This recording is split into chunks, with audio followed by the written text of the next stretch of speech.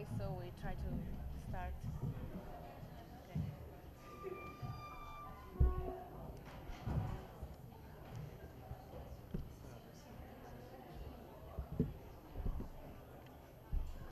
Okay. Okay, please, could you have a seat? Okay. So we can start.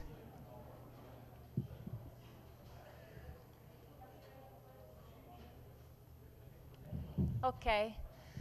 So welcome back. We're few now. I hope they're coming back from the coffee break. Okay. We have to start because we are a little bit running out of time.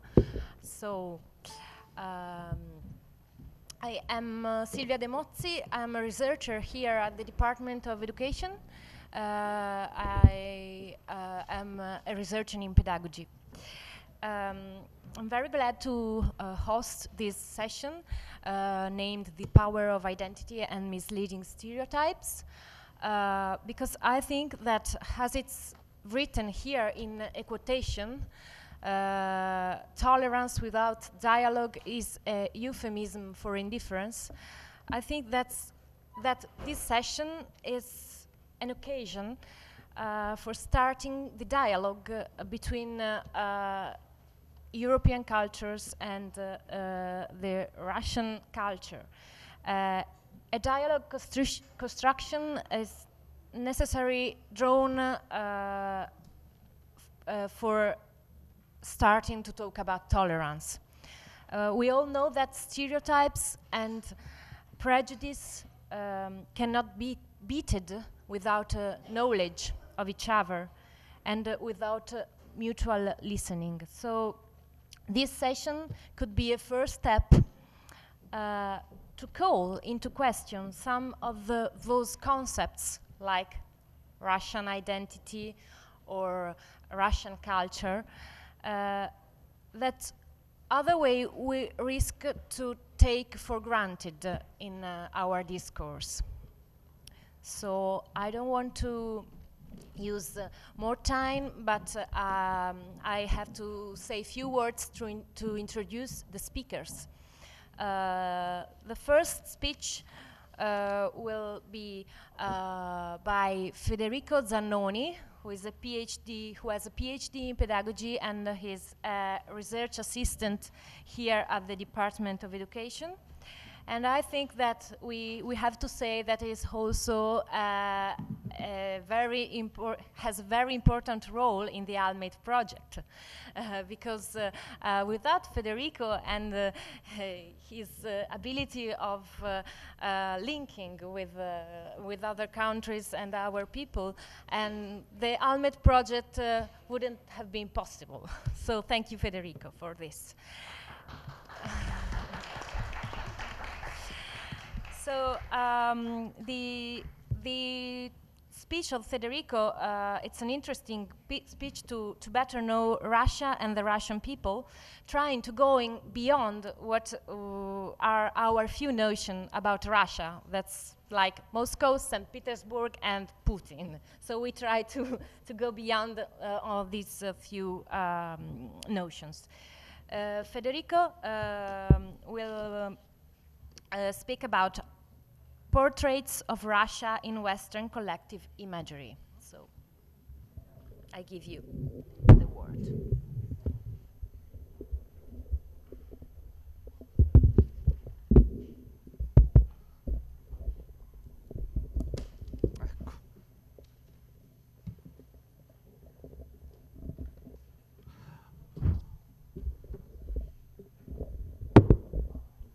Okay.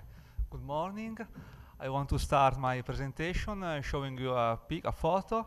I think all my Russian friends know these places, Domodyedovo Airport, and also the people from Europe that are used to visit Russia know very well. Domodyedovo might be the first gate to discover Russia. But I suppose most of the Italian people that are here haven't never been to Russia. So their image of Russia is made by representation, by not direct information kept from newspapers, mass media, internet, and movie. So after in the afternoon, also in the following speakers will speak a lot about Russia, real Russia, multiculturalism in Russia. Now, to begin, I want to present represent some ideas that we as Western people have about Russia. I will use a lot of pictures to help the presentation. The first series of photos are about famous movie. This is the poster of the first James Bond movie from 1962. It's called Dr. No. There are 24 movies of James Bond. And in this movie, there are a lot of Russian characters. These Russian characters have the same characteristics. The women are glacial with they are women with glacial beauty and frozen earth, ugly and wicked men and women, powerful megalomaniacs, and sometimes valiant friends. All these characters are characterized by eccentricity, irreverence, and diversity. They are different from Western heroes that are beautiful, good, and honest. So let's see some of the women in the James Bond movie. Rosa Klebb is very, the leader of SMERSH. She's very weak woman, and she wears very dangerous shoes that can kill you. Tatiana Romanova, at the beginning, wanted to kill James Bond. At the end, she was seduced by James Bond. The same stories with Anya Amazova. Natalia Simonova was a cooperator with James Bond, and of course seduced by our hero.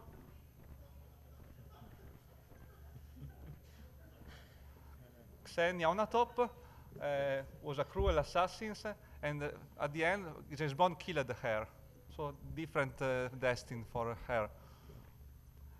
All these beautiful Russian women are performed by Daniela Bianchi, Italian actress, Barbara Bach from USA, Isabella Skorupko from Poland, and Famke Janssen from the Netherlands. So so some foreign women are the real ambassador of Russian beauty in the James Bond movie. Now let's see some men. Arkady Omurov, he assaults and destroys a satellite control center. At the end, he will be killed by James Bond. The very mafioso Valentin Zhukovsky. General Orlov, communist fundamentalist. He wants to launch an atomic bomb in Western Germany, but James Bond stops him. And we have two good men, friends with James Bond and cooperative with him, General Anatol Gogol and General Leonid Pushkin. Anatol Gogol and Leonid Pushkin are positive characters. Their names remind and celebrate pre-communist important writers, and with them, their admirable, huge pre-Soviet Russia. On the contrary, Soviet and post-Soviet Russia in American film is a land of intrigue and bullying, threatening and sadness, led by a regime with terrible spies instead of elegant ambassadors. Now we see other Russian very famous characters. In Dr. Zhivago, Dr. Zhivago is Omar Sharif from Egypt, and Lisa is performed by Julie Christ from India.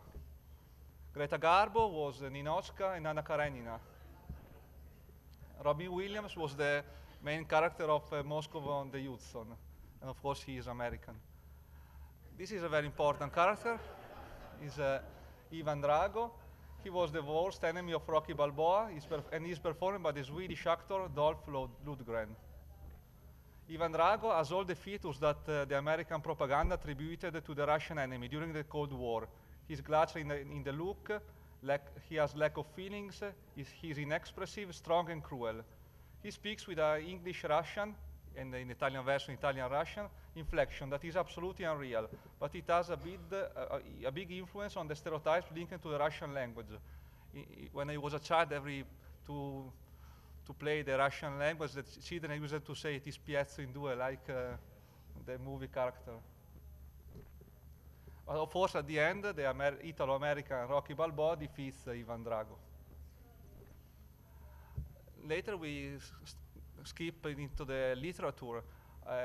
This writer, this intellectual in the picture is Richard Kapuscinski. He was a very important intellectual and travelers, and he focuses his reflection on the importance of diversity, the wonder in the encounter with the other, the communion with the whole world, solidarity, and he wrote a book called The Other. So the openness to the other is a key point in his philosophy. But in the considering Russian people, in one of his last book, we can find a lack of brotherhood and openness to the Russian population. He wrote something very strong, such, for example, the Russian steppes are menacing and destructive. Russia has always been characterized by the aggressive imperialism. Dozens of generations of Russians of all social classes have sacrificed life, happiness, and well-being for the sole purpose of participating in the construction of an immense empire. Again, the Russia doesn't know half measures. He loves or he hates. He lacks the current and creative critical spirit that characterizes the mentality of Western men. For a Russian, things are so perfect that there is nothing to change, or so desperate that there is nothing to do. Here I have some example. Chagall, Kandinsky, I think they are enough creative. Also important Russian, just to contrast the word of Kapuscinski. Pushkin's are important, Zenskin's are important Russian writers, Russian musician, Zemfira, DDT, Igor Stravinsky. Going back to Kapuscinski, the Russian man is fatalistic, masochistic, suffering, pessimistic, unable to rise up and build his own destiny. The Russian crowd is silent, still for hours, for days, for nights in the middle of the ice and snow, without saying a word, like a stone, like a rock. The Pussy Riot, I think, are not so silent. The Russian man toils from morning to night, in perpetual search for something to buy. He is mortally tired, barely stands up. Probably this keeps the crowd in the state of submission. The only tool available to a hydraulic in Moscow is a hammer. The construction workers knead the cement by hand. They do not even have the trowel. The interpersonal relationships are characterized by mutual distrust, fear, aggressiveness, and rudeness. Russian civilization has fallen into a black, bottomless hole. Kapuscinski wrote these sentences 7 years ago, not so many times ago. What can be the possible reason for such hostile beliefs? He grew up in Poland under the pro-Soviet regime and supported the revolution of Solidarność. In his opinions, maybe here is the key point of his attitude, Russian people have passed into the consciousness a sense of victimhood, regret, and especially in young people, oblivion for the Stalinist past. But they have never admitted responsibilities. Now we skip to common people. I did a small experiment. I asked to 30 people, 25, 45 years old. All of them have a degree, are graduated, and all of them works. I asked them to write a small text about what do they think when they hear about Russia and Russians. One small category of them are the really hate Russia. For example, N, he's 27, he has a master's degree in intercultural education. She says, the Russians do not consider civil rights. Freedom of expression is reduced to a minimum. They are homophobic and intolerant. On holiday, they spend a lot of money and are a bit arrogant. They mistreat people. They are cold and distant. They drink a lot. A friend who has been there told me that in Russia no one speaks English. Another, F is 46, is a philosopher in the University of Pavia. In my opinion, Russia is a nation populated by a few fat and ruthless oligarchs and by a depressed and alcoholic mass, all subjected to a dictator that is ridiculous and midget, but with a terrific gaze. S is a little jealous of a Russian woman and say, the social climber Russian woman is a girl that, out of desperation to achieve a better life with the effort, becomes a geisha for the man that can assure her a rich life. Very often, this is not true love, but poor convenience. Even the caregivers in Italy abandon their Russian husbands when they meet an Italian man who falls in love with them. There are also the Russian women who, despite having fallen in love, thought they always fall in love with the rich, decide to work. These girls are Italianized, very nice, affable, but they use the cunning in every situation. In a few simple words, I would describe Russian woman as beautiful, glacial woman, always ready to warm the hearth to achieve a goal. Some other negative elements are the opposition of Russia to the United States, corruption, big disparity. There are a few oligarchs again without adversus millions of poor people, political crime, and Putin. Putin is a positive point for other people, for the, I call them the Russia lovers. One of them is 45, is a musician. I sympathize with Putin. We would need him in Italy.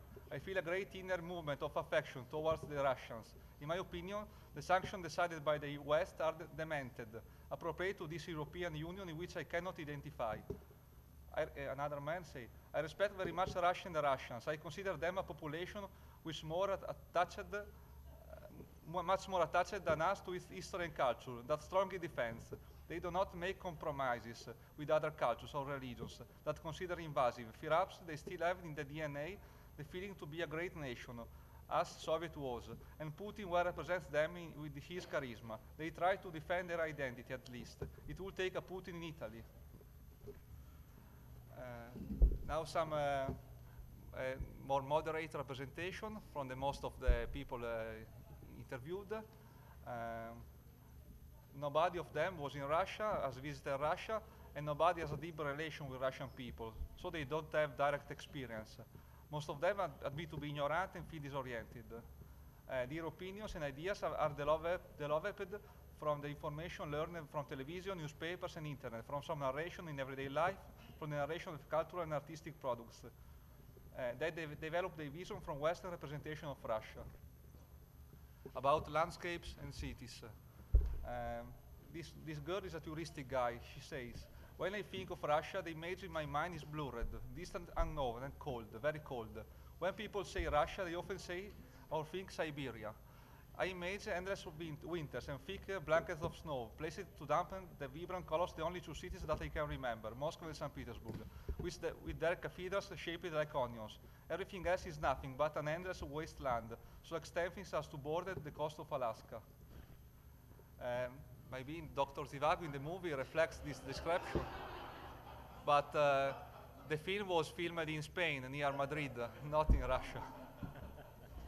Also, the most recent Educazione Siberiana, it's an Italian movie, was filmed in Lithuania, not in Siberia. And okay, Moscow and St. Petersburg are the bigger cities in Russia, but there are 11 cities which have more than 1 million of people in Russia. So now some portraits about Russian people from the text. Of course, the vodka. I think of Russia. If I think of Russia, a word comes to my mind, this discordance. On the one hand, widespread poverty, enormity of spaces and cold and not to dense places, closer villages, hostility to strangers, poor communication with those who are not local, but also great humanity, alcohol, fireplace and festive atmosphere, in submission and solidarity among the poor. On the other hand, I think of Moscow and St. Petersburg, their high wealth and coldness. I think of the social class distinguished rich that doesn't care about everything else and the exaggerated corruption. So the shopping, and this is a painting, it's not a photo, about a traditional village. The Russians have replaced the ideal of communism with the ideal of consumerism. The new Russians are more capitalist than Americans. Many Russians have no values except the god money. Sometimes education and respect for the others are absent. For the new Russians, appearance is all, regardless of anything. The authentic Russia doesn't sell out his smile, doesn't sell out his friendship. The values are much more intimate and real than those between Italians, and therefore much less manifested. So, according to the text, the Russians are too cold, silent, cordially detached, materialist, hospitable, affectionate. They have light eyes, pale skin, square faces, physical strength, capacity to withstand the cold, jovial gazes, glacial gazes, beautiful women. The Russians are perceived as a single, homogeneous Slavic group, but later in the conference you will find that Russian Federation is a cultural, ethnic, and linguistic and religious pluralism. To finish the last piece of text, no, this is from me. Today, as in the past, our representation of Russia frightened us. We are frightened by the diversity of this great federation and its people, and by the leadership and the aggressive policy of Putin. We are also frightened by the echo of its history, the empire of Tsars, the Bolshevik Revolution, the World Wars, the Cold War, Lenin and Stalin, up to the recent crisis in Chechnya and Ukraine. Russia makes us afraid, but at the same time fascinates with the seduction of the forbidden, of the unattainable, of the unknown.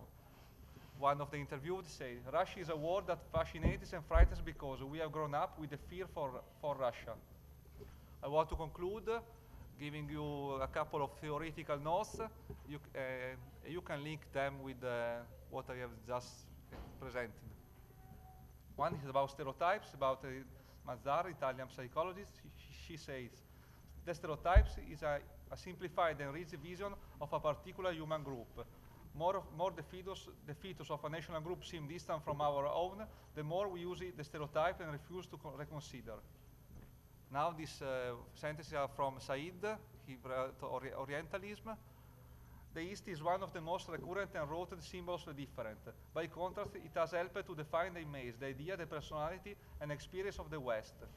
The relationship between the West and the East is not just a matter of ideas, languages, and cultures, but also, and perhaps above all, it's a matter of configuration of power and domination. The representation, not the truths, circulating in intercultural speeches and practices. Attention should be paid to the style, to the rhetorical figures, to the context, to the narrative artifice, to the historical and social circumstance, and not to the accuracy of the representation, to its fidelity to the original. Finish.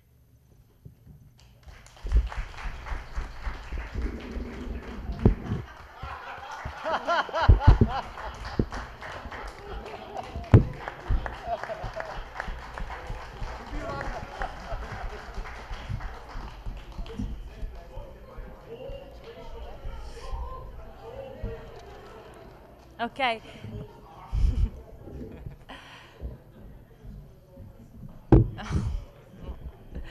Thank you. Thank you for the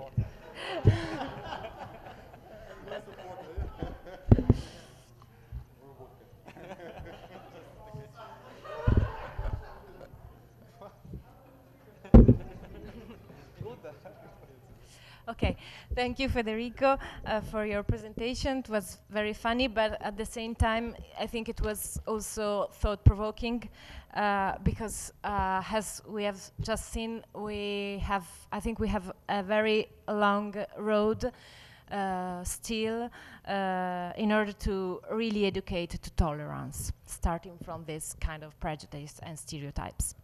So. Moving forward, I present to you the next presentation that's divided in 3 parts. The main title is Russian National Identity in the Face of Contemporary Challenges. And the 3 speakers divided the presentation into 3 main topics. I present it now, so you then can go in a row.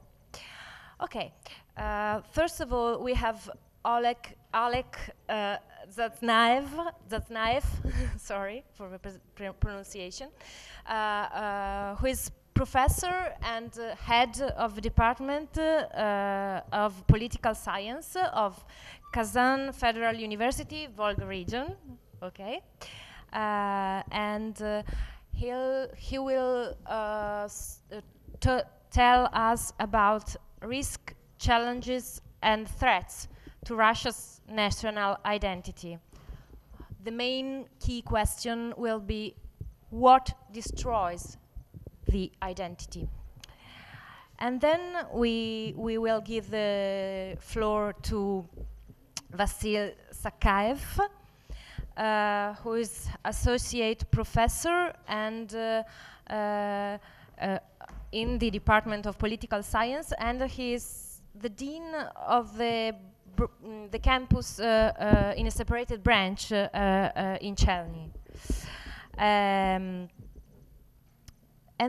he will talk about the Russian national identity, the impact of demography and migration.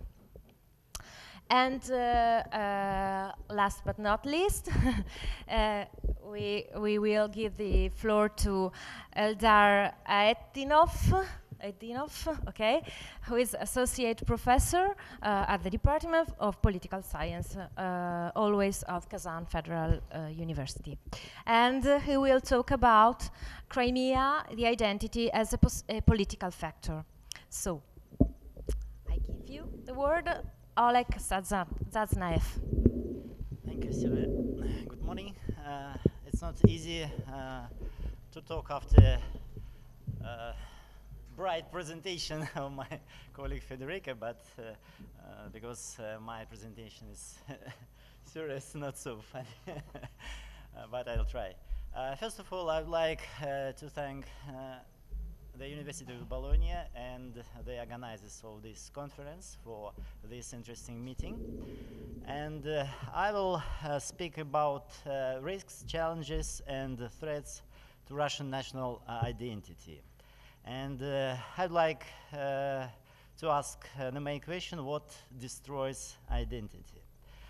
First of all, I would like to give you some introductory remarks. Oops, sorry. First one is the following. What is identity? Identity implies a sense of belonging to a certain unified group. National identity is an individual's perception that he or she belongs to a state and identifies with a particular nation. Thus, it is necessary to delimit national identity in terms of ethnicity. Ethnic identity refers to an individual's identification with a particular group. And when we're discussing Russia's nation building, state and policies in Russia, Российский is the preferred term to use for the Russian Federation, since Russia has historically been a multi-ethnic state. However, when discussing Russia's cultures, language, and tradition, it is better to use Русский, which means ethnic Russian. The next point is, when we talk about identity, we should not discuss it categorically. A sense of cohesion of the people within a state can either be strong or weak, but it is rarely absent altogether. National identity is not found in failed states like Somalia or newly emerging countries like South Sudan, as exemplified by the well-known statement by Massimo Taparelli: "We have made Italy, now we must make Italians." However, you can hear about the absence of an identity in countries facing identity crisis. For example, Canadians like to say that they do not have a national identity, and many believe that Russia has not developed a national identity. But I think this is not true. Canadians and Russians do have their own national identities. The next point, I think a Russian national identity exists, and there is no need to start from scratch, as indicated by Levada's center polls. Look at this slide, please. You can see that 57% of respondents said that we are citizens of the Russian Federation. And the next slide shows us that more than 80% of respondents said that they consider yourself as a Russian patriot. You can see yes, absolutely 37%, and yes, somewhat 44%. And only 2% of respondents said that they don't consider yourself a Russian patriot. I am proud to belong to the following groups. You can see that 63% of respondents said that we are citizens of the Russian Federation and proud to belong to this group. And this is these figures say very well that the Russian national identity exists. What destroys identity? National identity can be weakened or destroyed as a result of a number of factors. These factors undermine the foundations of identity, political or non-political foundations. And I would like to present these factors and that lead to the weakening, distraction, and collapse of Russian national identity. I specify two groups of factors, structural and procedural. Structural factors. First of all, we have to say about the size of Russian territory and the distance from Moscow and the lost connection between the homeland and the Far East, Siberia, and the North. Then we, for example, we have to say about the multi-ethnic and multi-religious composition of the population of Russia. And as you can see from this slide, you can see different religion groups and the people who identify yourself as them.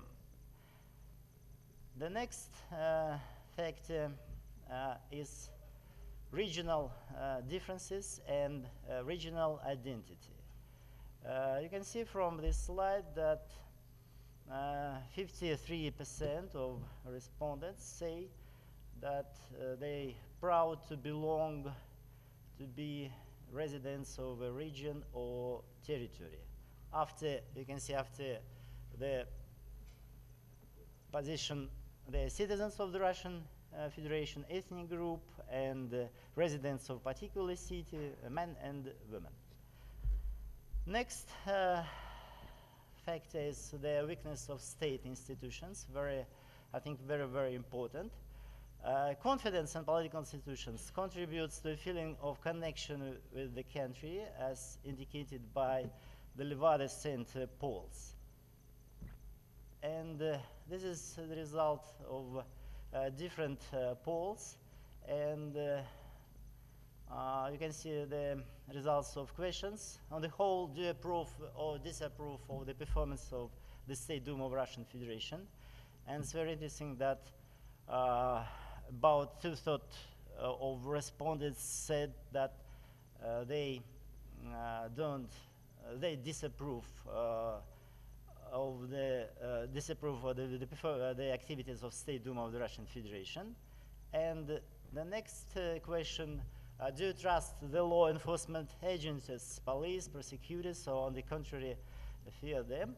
And you can see that only 5% of respondents said that definitely trust, and more than 60%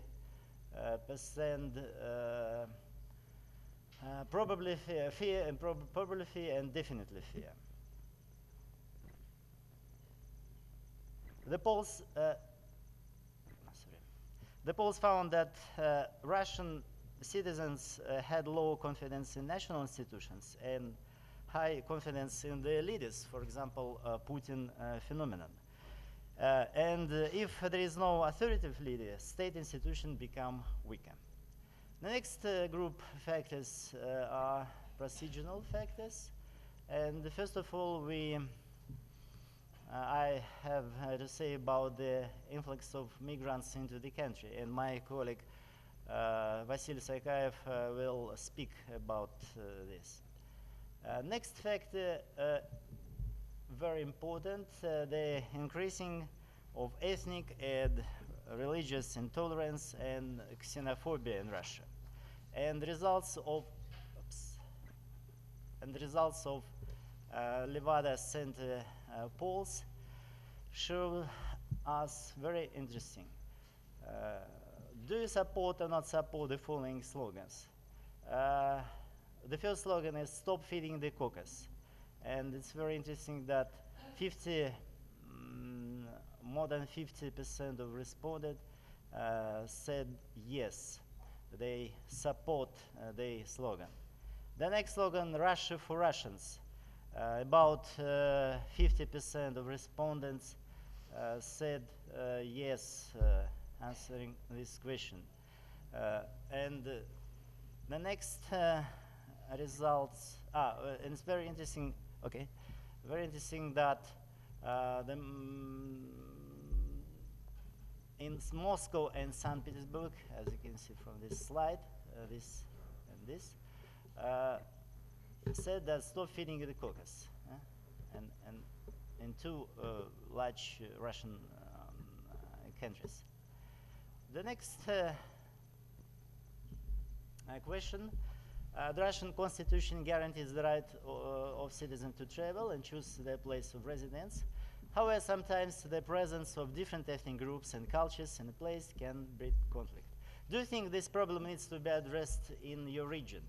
And you can see the first answer, anyone who wants to live in our region can do so, but this is very interesting that only Russian citizens should be allowed to live in our region, and only people who are fluent in native language should be able to live in my region, and only natives of our region, regardless of ethnicity, should be able to live here. And what kind of person would be most unacceptable as a next door neighbor or co-worker, someone you see every day? It's very interesting that someone with Central Asian roots, the responses is about 20, about 1/3, and the people from North Caucasus origins, and this is someone with trans-Caucasus roots, and so on. The next factor is failures in economic and social policy and economic crisis and the impoverishment of the population. And you can see from this slide that more than 80% of respondents are not very proud and not proud of the system of social protection in Russia. And this is the results of the Fund of Public Opinion, общественное мнение. And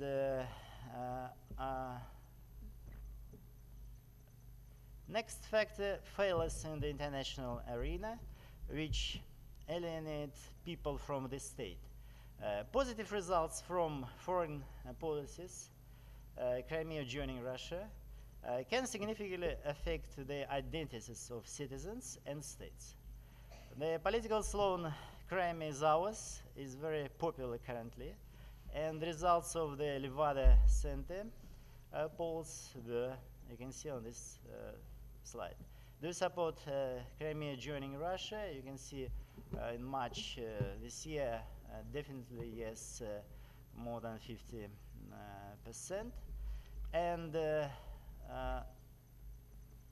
this question in general, do you think that Crimea's joining brought more benefits or more harm to Russia? You can see the results of this poll in March 2015. More benefits, 70% of respondents, and more harm, only 18%. And the last factor, procedural factor, is weakening of the traditional bases of national identity, like Russian literature, poetry, art, due to globalization and the spread of the values of mass culture. But I think this factor is not specific for Russia only. And some concluding remarks. Identity policy is a state policy for forming, rooting, and correcting national identity. In my opinion, an important component of identity policy should be a resistance to threats to national identity. An understanding of identity policy, which includes not only the formation but also the preservation of national identity is necessary for the current objectives of the state and national interests. I proceed from the fact that the awareness of risks, challenges, and threats to Russian national identity leads to understanding of the need to counter them and to the development of a system of state and public measures to strengthen Russian national identity. Thank you very much.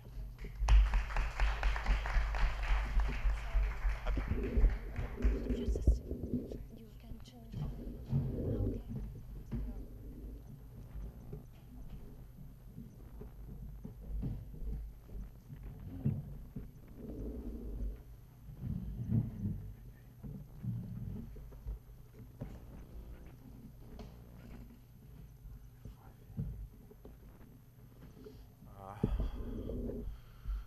Good afternoon. I want to say thank you, many thanks to organizer of this conference, to Morena Cucanata, to Antonio Genovese, and Federico Zanoni, and many professors of Bologna University and professors from other university. And thank you for Oleg Zaznaev, who explains the general image of problem of Russian national identity. And I want to explain only one special aspect in the influence of demographics and migration on the Russian national identity. The first one, general introduction. What is the Russian demography now? You know that we have a very strong term named Russian cross, mortality cross. When we have last time we have a decline of fertility and increasing strong growth of mortality. It was named Russian cross. Now we have a new trend. Last 2 years we have a positive demographical result, but it is not permanent trend because it is influence of age structure, and next time age structure will be not so comfortable for demographical result because new generations is less than previous generation. So decline will continue in future. The next one is the aging of population. The next time we lost 10 millions or 12 millions of people in aging, in working age.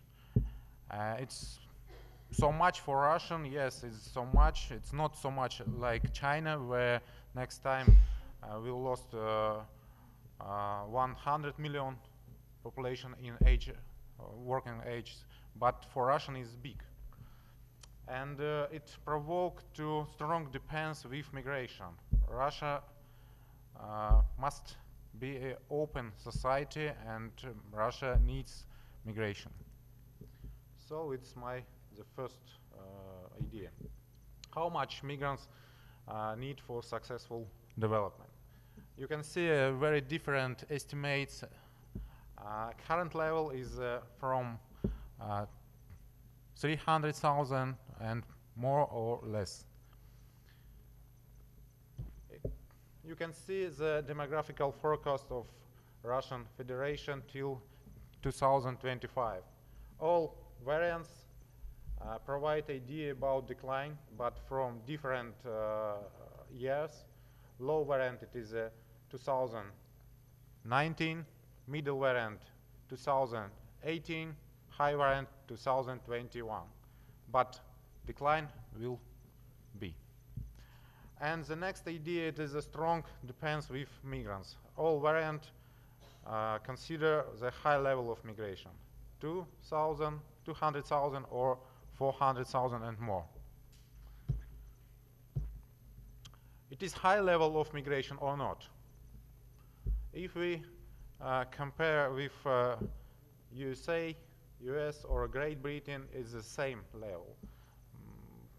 We have a country with more high level like Australia or Belgium maybe, but for Russian is a high level, I think. What kind of consequences for Russian national identity provides the demographics and migration? The first one is Russian in global demography and global policy. In the middle of 20th century, Russia was fourth populous country, most populous country in the world. It was a center of global demography and center of global policy. But now Russia have only 8th place. And the 21st century we will be behind this, behind many countries like Nigeria, Ethiopia, Philippines, Egypt, Mexico, and other. So it provides idea about demographical decline, and demographical decline means the decline of global policy force. And the main question is Russia still great power of global policy or not? Great power need dynamical society, growing society or not, or is not strong depends. The next consequences is some demographical and migration processes. The population, the region Far East and Siberia. You can see a map. The most part of Russia, it is Siberia and Far East. Green and gray color. But if we consider the population, we can see that Siberia is only 19.3 million people. Far East is only 6.3 million people. And we had and we have now the strong depopulation in this region.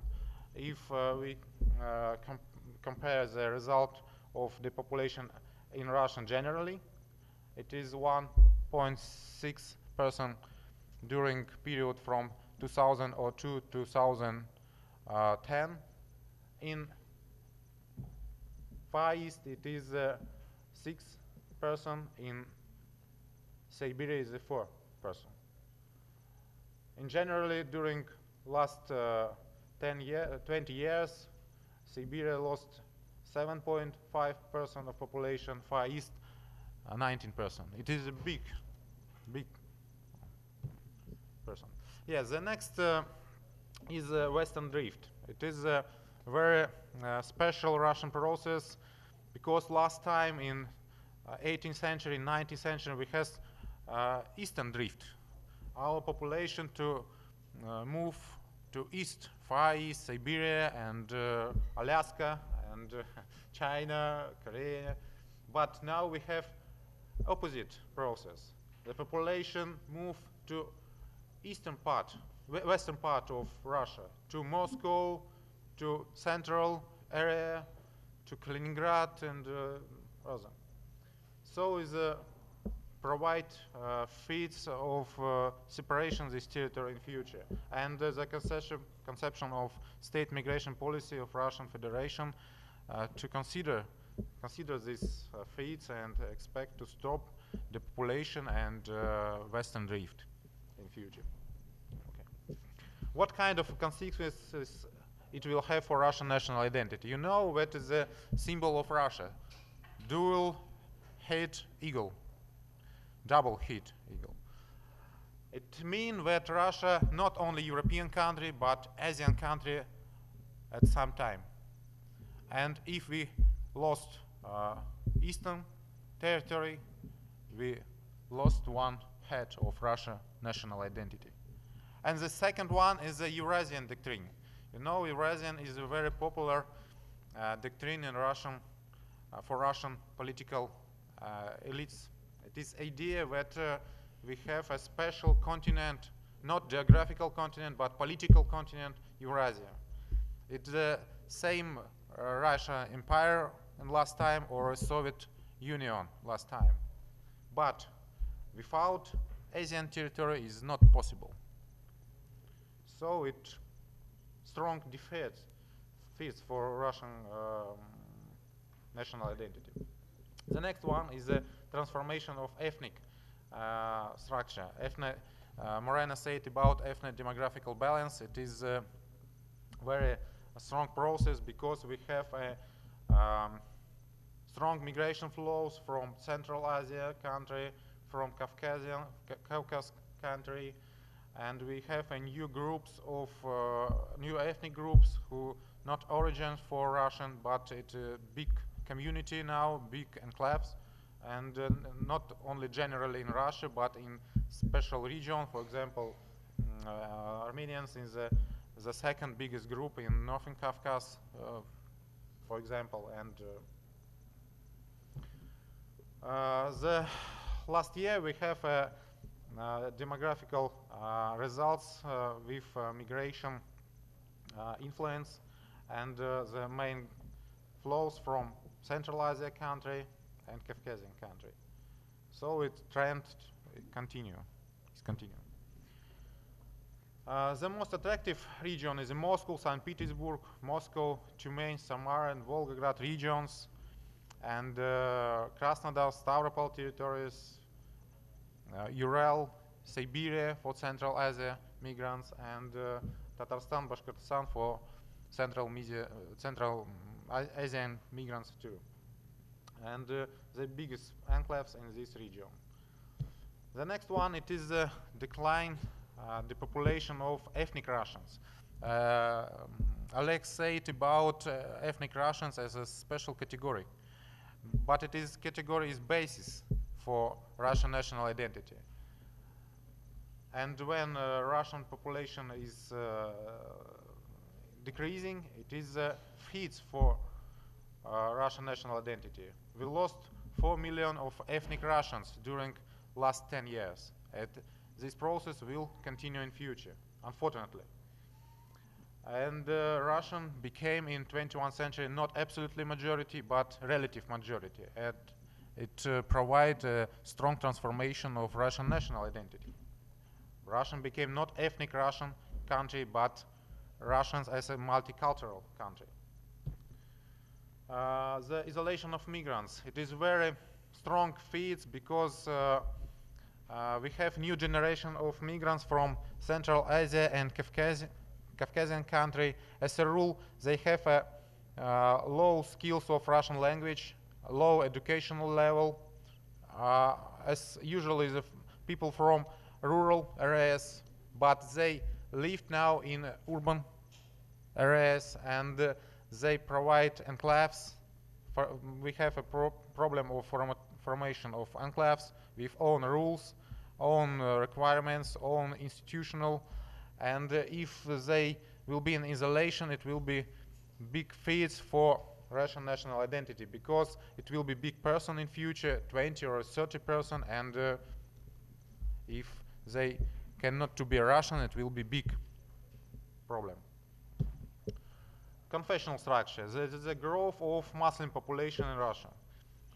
We have different estimates, very different estimates, but I support the estimate of Professor Bill Krenitsky. He is very famous Russian researcher, and he said about in growth of Russian Muslims from 8% to 10%, and this trend will be in future, because the most demographical result from Central Asian country, from Muslim countries. So it will be new confessional structure of Russia, and it will have a special political, internal, external political factor in future. And we have now a process to integration and cooperation Russian with Muslim countries, Turkey, Iran, and Egypt, and other countries. Okay. And mass migration provoke growth of negative attitude towards migrants. It is big feats because it is a process of ethnization ethnic Russians.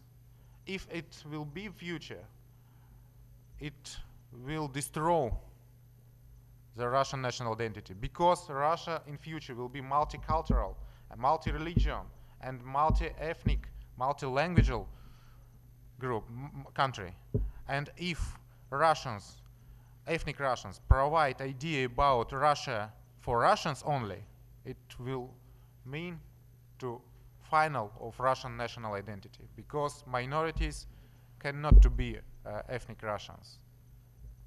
Okay, and the conclusions, we can. I want to see.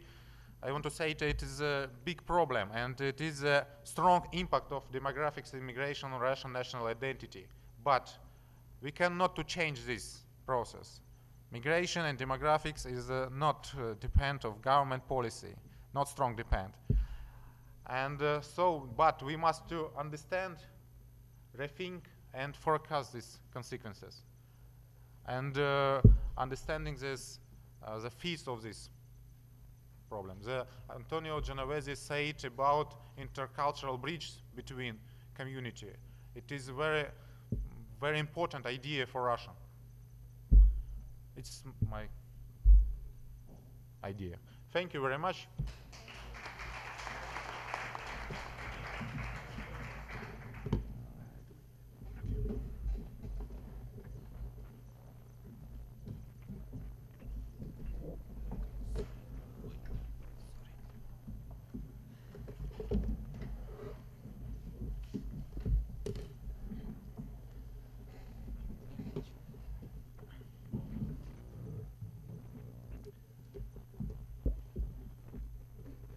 Dear friends, I would like to speak, to say a little about next call for Russian identity, about some aspects in Crimea.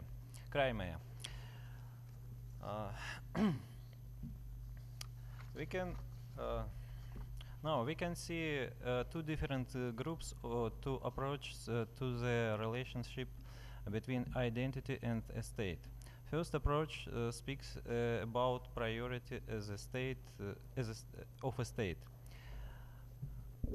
Other groups of scientific approaches say about priority of identity.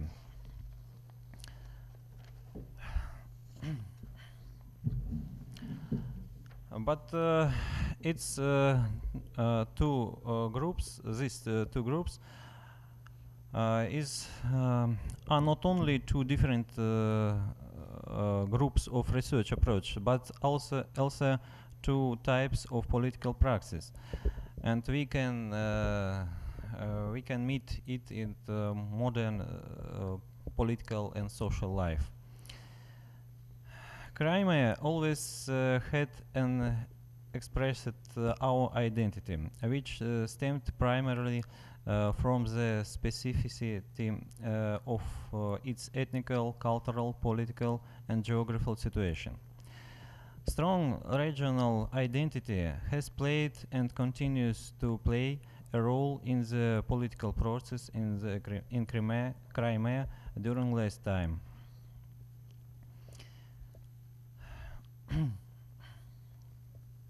We can see different groups, different factors in modern Crimea. Some factors work to direction of sympathies to Russia. Other factors works to directions of sympathies to Ukraine. But the success in Crimea obviously could be a political force that can take into account the specific features and multiple views of each groups and integrate their needs, interests, values in the conditions of different political orientations of two or even three with the Crimean Tatars of large segments of Crimean society. However, as practice shows in post-Soviet space, the power scenario, not by consensus, for resolving of political conflicts dominates.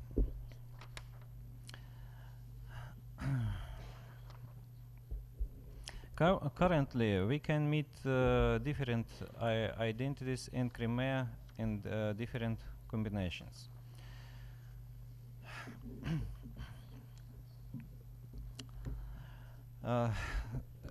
The occurrence of Crimea into Russia sharpened other long line of tension, along confessional lines. Until 2014, in Crimea, a large number of religious organizations acted free. Jewish, Catholic, few dozen Muslim organizations, the Ukrainian Orthodox Church of Kiev Patriarchate and the Russian Orthodox Church of Moscow Patriarchate competed for influence in the Orthodox flocks. Also, many religious organizations operated without official registration. The legislation of Ukraine allows so. Political events of previous year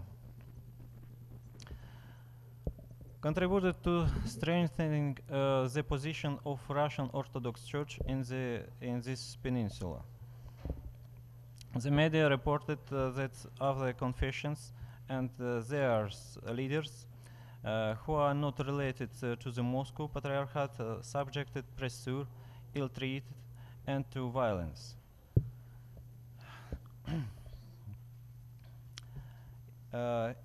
It seems that the competition of different identities will play a key role in the Crimea for a very long time. Their strength will depend on the attractiveness of finding of Crimea within the borders of Ukraine or in Russia. The strength of importance of the Crimean regional identity for political process will increase also. Thank you for your attention. Yes, sorry.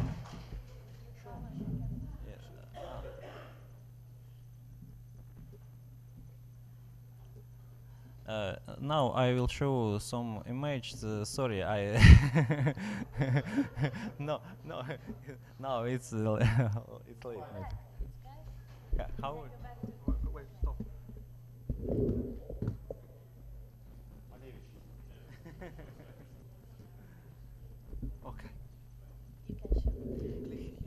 Okay. Okay.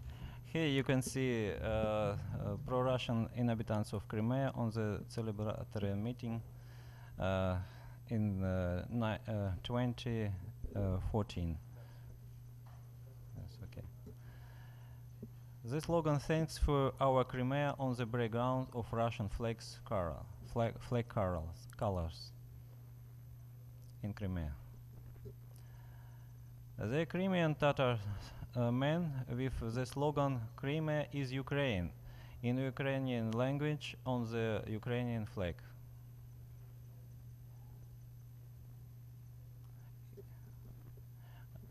The slogan "The Crimean Tatars will surrender never."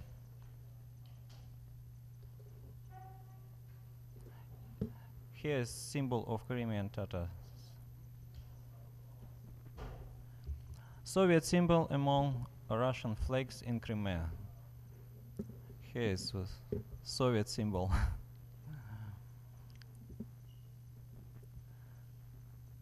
You can see solitary prayer in the mosque. Thank you.